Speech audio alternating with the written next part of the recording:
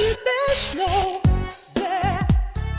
دیگه شدی بشنو من معترض به فریب این عمامه های حلزونیم که ملاها میذارن روی سر میبریم این بر میبریم اون بر بهتره کرم باشی چه که لباست مثل عمامه های ملاها باشه دیوونه ای ما میرقصیم مثل لولو وای از پیک شادی میخوایم آهنگمونو پخش کنه پیک شادی بشنو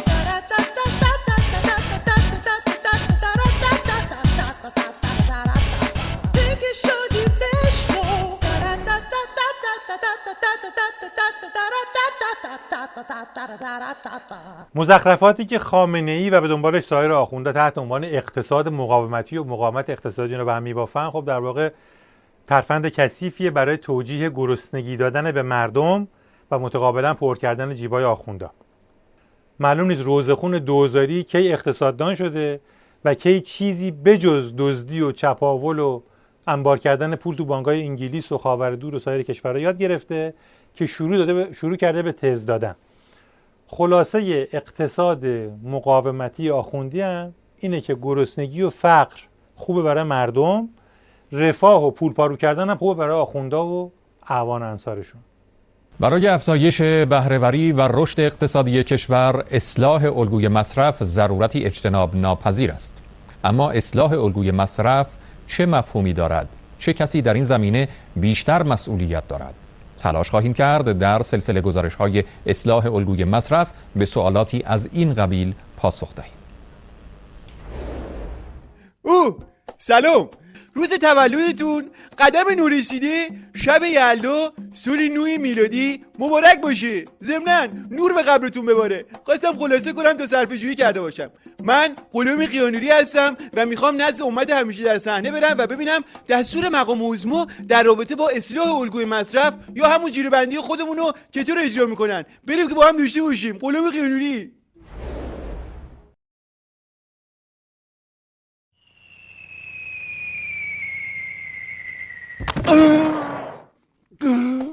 آقا چه خبر شدی؟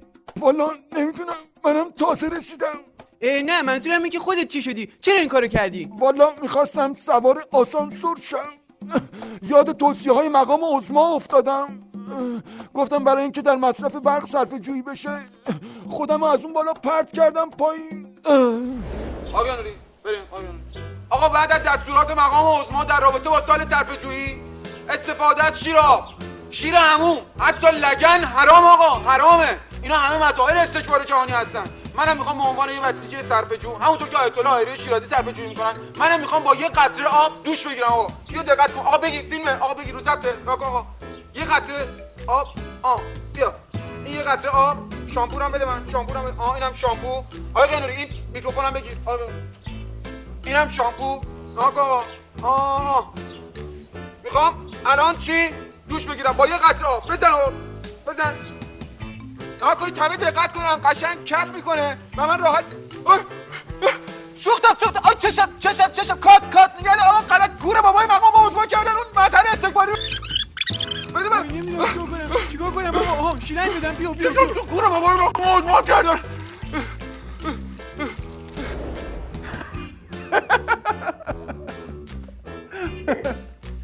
برادر شما چرا این شکلی شدید؟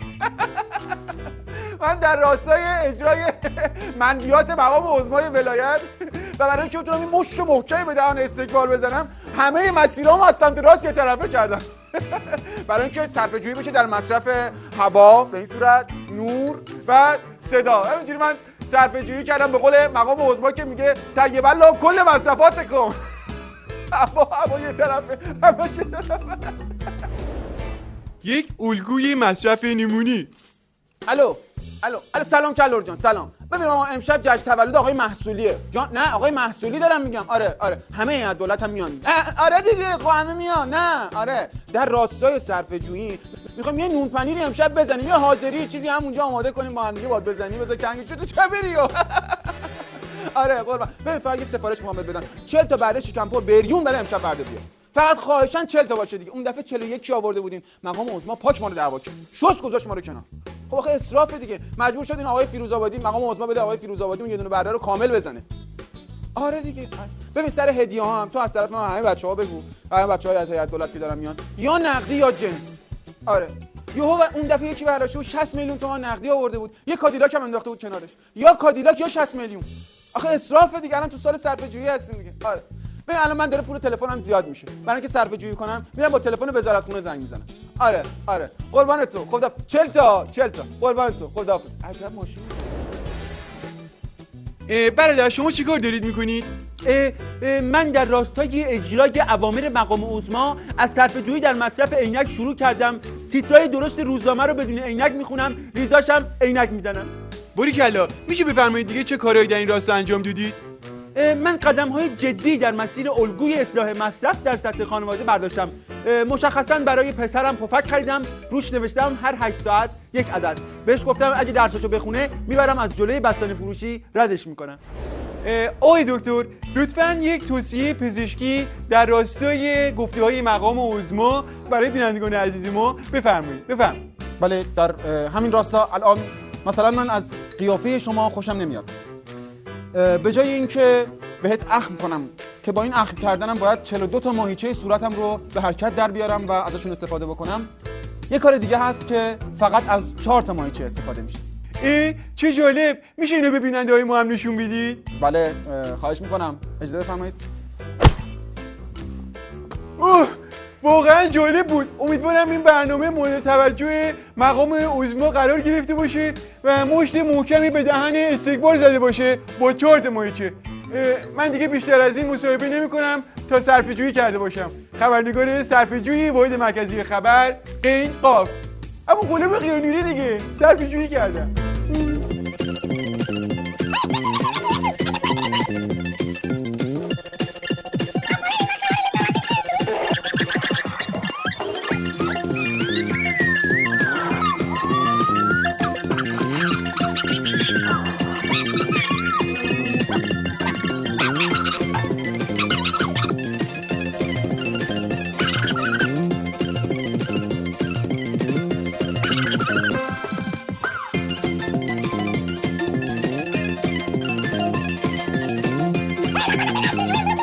من چقدر زحمت کشیدی؟ روشنه یا همچین برات روشن کنم که زحمت‌های بیشتر بکشی؟ روشن هم نباشه شما روشنش میکنید آقای دکتر.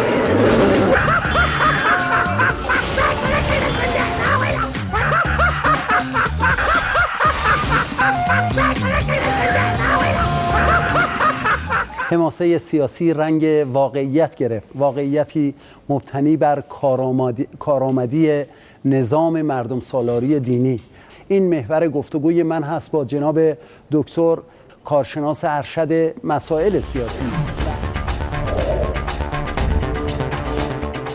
واقعا ریشه های شکل‌گیری حماسه 24 خرداد چی بود علیرغم فشارهای سنگین اقتصادی، سیاسی، دیپلماتیک و حتی امنیتی بر ضد جمهوری اسلامی و جا انداختن این موضوع و القاء این مطلب که بین مردم و حاکمیت شکاف ایجاد شده؟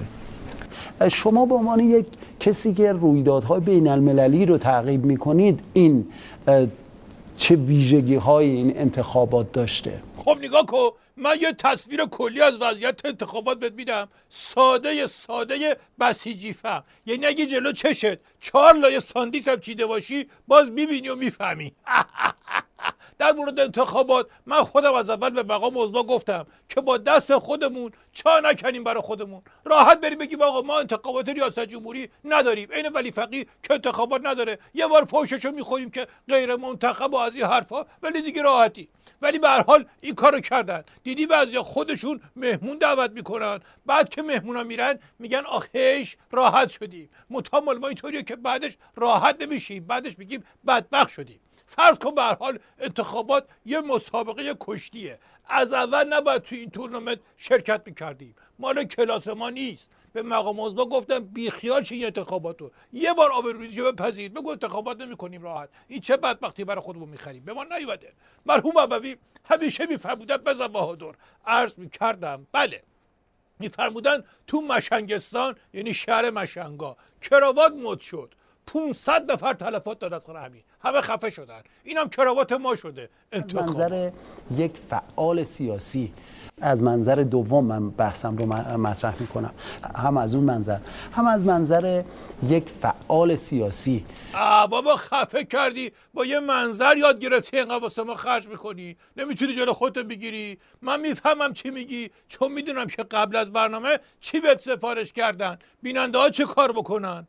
مرحوم ابوی همیشه میفرمودن بزن بهادر، عرض میکردم بله، میفرمودن که شوته اینهی رفت دبی، اونجا تو رستوران گفت الکباب میخوام، براش کباب آوردن. گفت الپیازم میخوام، پیازم براش آوردن. گفت برنج آوردن. گفت السبزی چی میشه، سبزی هم آوردن. بعد از همین افهای تو اومد گفتش که چه خوب آدم عربی بلد باشه. گارسونه گفت بیشین بابا، اگه خودم ایرانی نبودم الکوفتم بهت نمیدادن. اینم یه مثال از تراز رستورانای منطقه. در این منطقه ما یک انتخاباتی داریم با این تراز. خدایا نسل چارپا رو منقرض کن که بعضیا یه الگوهای بهتری برای خودشون پیدا بکنن. داشتم مثال کشتی رو میزدم. به هر حال 3 دقیقه اول و مقام عظما خیلی تمیز شروع کرد، رفسنجانی و رحیم مشایی رو رد صلاحیت کرد، بعدم برگ جلیلی رو زد زمین، احمدی نژاد رو باهاش ساکت کرد که تو اتاق تجمیع جفتک نندازه. خیلی تمیز داشت همه چیش پیش میرفت. اما تو 3 دقیقه دوم چشمت روز بعد نبینه داستان وا رفت، عین آش ریخ رو زمین و ولو شد، نفس کم آورد. قدرت بدنیشون به خاطر داستانای عمل و منقل و از این حرفا که خیلی پاش وقتشون رو میگذرونن کم شده. هیچ کس هم منکر این نمیشه. آره مقام عظما طفلی گیر دوست ناباب افتاد، اینطوری شد. میگم میخواست فقط تو روزای تعطیل بکشه ولی خورد به تعطیلات عید. به هر حال بحث انتخابات بود و کم آوردن مقام عظما. از اونجایی که اون شعارهای چیز اومد تو کار که نمیدونم زندونی چیز آزاد باید گردد و اینا، در واقع مایه فتیل پیچ ایشون تکمیل شد و رفتن رو پل، عین فرفره میچرخیدن از این ور به اون ور، از این ور به اون ور، که دیگه ناچار شدن به همون یه مرحله و فری و باقی قضایا که واردش نشیم خلاصه رضایت بدن. پاسگزارم جناب آقای دکتر. قدردانی میکنیم از شما بینندگان عزیز که تا این لحظه با ما بودید.